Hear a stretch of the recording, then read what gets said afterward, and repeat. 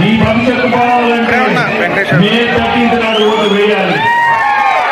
అది మీ హక్కు, మీ బాధ్యత. మీ బాధ్యత మామూలు కాదు. మీ భవిష్యత్తు